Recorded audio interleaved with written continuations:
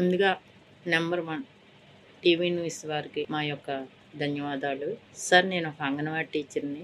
మా బాధ ఎలా చెప్పుకోవాలో, ఎలా చేయాలో మాకేం అర్థం కావట్లేదండి. ఏ ప్రభుత్వం వచ్చినా ఫస్ట్ అంగన్వాడీ టీచర్ల వల్లే ఏదైనా సాధ్యం అన్నది వాళ్ళ దృష్టిలో పెట్టుకొని వస్తారు సార్.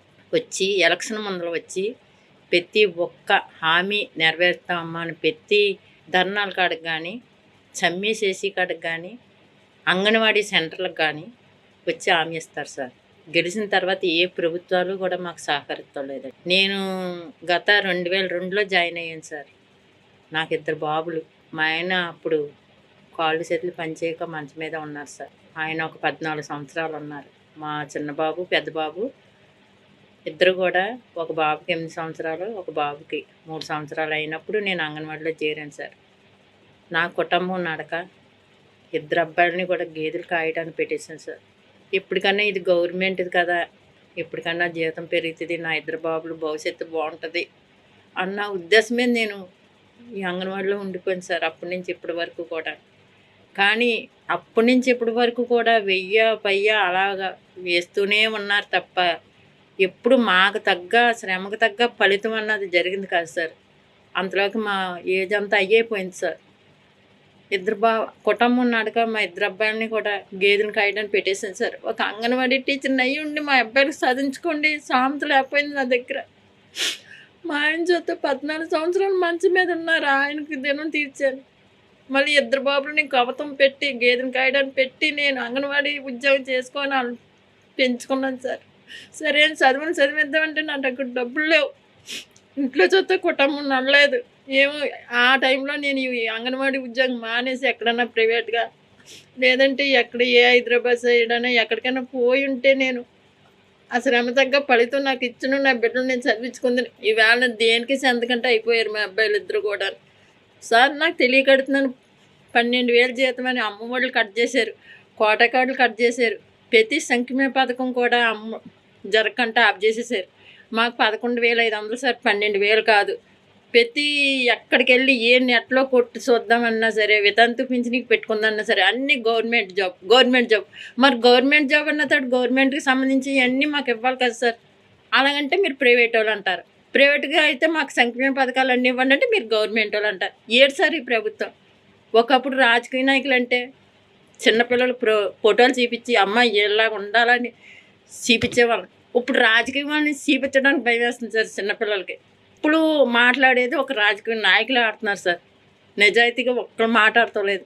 గెలిచిన దాకా ఒక మాట, గెలిచిన తర్వాత ఒక మాట. ఏ రాజకీయ వాళ్ళు వచ్చినా మాకు ఏమీ న్యాయమన్నా చేయలేదు సార్. ఇవాళ నా కుటుంబంలో చదువు అంటే లేదు సార్. నేను 10 మందికి చదువు చెప్పిపోతున్నాను. మా దగ్గర తెల్లారితే పిల్లలు వస్తుంటారు. ఆ పిల్లలకు ఒక అక్షరం ముక్క నేర్పించుకుంటున్నాం. కానీ అంగన్వాడీ టీచరు ఏ ఇంటికి వెళ్ళినా నిరుపేదలనే పెట్టారండి. అంగన్వాడీ టీచర్ని ఎవరిని కూడా బడిసిపోయి ఉన్న వాళ్ళని ఎవరిని కూడా పెట్టలేదు. నిరుపేదలను పెట్టారు. భర్త లేని వాళ్ళని, వితంతువుల్ని, తర్వాత ఒంటరి మహిళని బాగా నిరుపేదలను పెట్టారు. వాళ్ళకి 10,000 11,000 జీతం ఇస్తారు. అందులోనే గ్యాస్ బండి ఇడిపిస్తాం సార్, అందులోనే కాయగూరలు కొంటాం, అందులోనే మళ్ళీ ఎక్కడికైనా మీటింగ్లు అంటే వెళ్తాం. ఇన్నాళ్ళ మీటింగ్లు కానీ ఎప్పుడైనా వెళ్తాడు రూపాయో పాలేసి, అది కూడా శానాలు పెట్టి వేయలేదు సార్. అన్నీ అందులోంచి 3 బండ్లు ఇడిపించంటే ఒక బండకి వేసినట్టు వేస్తారండి డబ్బులు. మిగతాయి ఏమైపోతాయో తెలియదు.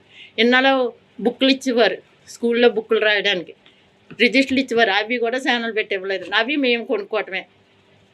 ప్రతిది ఈవేళ మానేయచ్చు కదా అని అనుకుంటారండి. అంత కష్టపడి చేయడం ఎందుకమ్మా, అంత బాధతో చేయవలసిన పని. ఇప్పుడు ఈ వయసులో నాకు 50 సంవత్సరాలు, ఈ వయసులో నాకు ఎవరు ఏ జాబ్ ఇస్తారు చెప్పండి? జాబ్ ఇస్తారు, ఏ పనికి మేము పనికొస్తామండి? ఆ వయసులో అన్నీ అయిపోయి ఈరోజు అంగన్వాడీ టీచర్ల పరిస్థితులు ఎలా ఉన్నాయంటే ఇటు దీనికి చెందలేదు, అటు దానికి చెందలేదు, మధ్యలో నలిగిపోతున్నారండి. ప్రతి టెంట్ కాడికి వచ్చి ప్రతి నాయకులు, చంద్రబాబు నాయుడు గారు, అలాగే లోకేష్ గారు, అలాగే పవన్ కళ్యాణ్ గారు, అలాగే వంగలపూడి అనిత గారు, ప్రతి ఒక్కరు వచ్చి ప్రతి టెంట్ కాడికి వచ్చి మమ్మల్ని గెలిపించండి, మాది బాధ్యత, మీ బాధలన్నీ మాకు తెలుసమ్మా, మేము రాగానే ప్రభుత్వంలోకి రాగానే మేము మిమ్మల్ని మీకు సరైన న్యాయం చేస్తామని అన్నారు. మేము అలాగే ప్రభుత్వం వచ్చిన వెంటనే వాళ్ళు కొన్ని తట్టుకోవాలి కదా అన్న ఉద్దేశం మీద మేము ఆగాం సార్. ఇప్పటికి 2 సంవత్సరాలు అయిపోతుంది, ఎక్కడ మా ఊసన్నది ఎత్తలేదు. మేము ముందు 1 సారి 2 సార్లు అడిగి చూసాం కదండి, ఎత్తకే కదా ఈరోజు మహిళలు అందరూ రోడ్డు ఎక్కినందుకు మహిళల్ని ఇంత ఎంత దారుణంగా ఎంత 10 మందికి మేము ప్రతి శ్రీకాడికి వెళ్ళి మంచి మాటలు చెప్పి ఒక పుణ్యమూర్తిలో మేము చేస్తున్నాం సార్. అలాంటిది మమ్మల్ని ఇవాళ రోడ్డు మీద ఒక కుక్కల్లా ఈడ్చేసి కొట్టేస్తున్నారు. ఇది ఎంతవరకు కరెక్ట్ అండి? ఇలాంటి రాజకీయం అంటేనే భయం వేస్తుంది సార్. రాజకీయం వాళ్ళు అంటేనే భయం వేస్తుంది. నిజంగా వాళ్ళకి నాకు చాలా బాధ అనిపిస్తుందండి. నా ఇంట్లో ఒక్కరికి అక్షరం మొక్క లేదండి. ఒక గ్యాస్ ఉండదు, ఏముండదు. నేను ఇతంతుని, నాకు ఇతంతు పింఛనీ లేదు, ఏమి లేదు. 10,000 5 అన్నీ కలిపి పోగా 6,000 5,000 మిగులుతాయండి. అదేదో అమ్మ మానేసి వితంతు పింఛనీ వస్తుందా, పింఛనీ తీసుకోమ్మా అని అంటున్నారండి మీ అబ్బాయిలు. ఇవాళ ఇంత వయసు అయినాక ఇంకేం మానేస్తామంటే ఉద్యోగం? మీరే చెప్పండి. ఇంత దారుణం, ఇంత ఎవరిని ఒకరు మంచి అని మంచోళ్ళని చెప్పుకోవడానికి లేదండి, ఒకరు చెడ్డోళ్ళని ప్రతి రాజకీయం వాళ్ళు కూడా మోసమే చేస్తున్నారండి అంగన్వాడీ వాళ్ళని అంటేనే. ఎన్నాళ్ళ తినేసేవాళ్ళమి అనేవారండి. ఇప్పుడు అది ఎఫ్ఆర్ఎస్ పెట్టారు.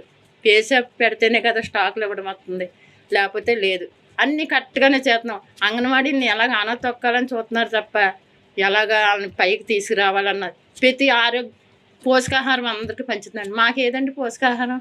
మాకు ఏదని చెప్పండి, ఏం తింటాం? సరైన తిండి కూడా మాకు ఉండదండి. దయచేసి ఇప్పుడు కానీ మమ్మల్ని గమనించి చంద్రబాబు నాయుడు గారు మీరు ఒక్కసారి మా వంక చూడండి సార్. మీకు చేయెత్తి అందరూ అంగన్వాడీ తరఫున నేను వేడుకుంటున్నాను, న్యాయం చేయండి సార్.